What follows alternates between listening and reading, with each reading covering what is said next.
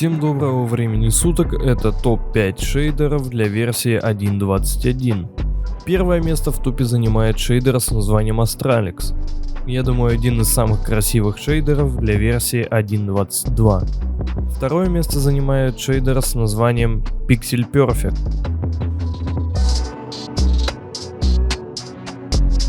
На третьем месте шейдер с названием Шрампл, как это, блять, читается. Четвертое место занимает шейдер Nobly. Этот шейдер с отличным визуалом. Очень хорошо работает на Optifine версиях Майнкрафта. Пятое место занимает шейдер Insanity. Шейдер имеет относительно гибкую настройку, из-за чего вы сами можете настроить его под себя.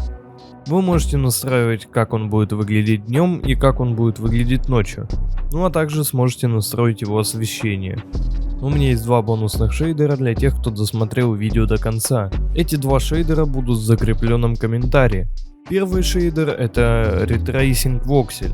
Шейдер, который отдаленно напоминает RTX.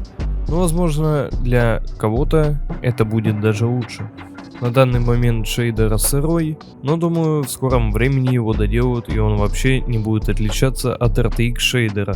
Второй шейдер Solas. Вы его, наверное, уже много раз видели, но теперь у него новая версия, где они значительно улучшили визуал и смогли лучше его оптимизировать. На этом, собственно, все. Всем спасибо, кто досмотрел это видео до конца. Подписывайтесь на мой канал, подписывайтесь на мой телеграм-канал, заходите на мой дискорд сервер. Всем удачи, всем пока.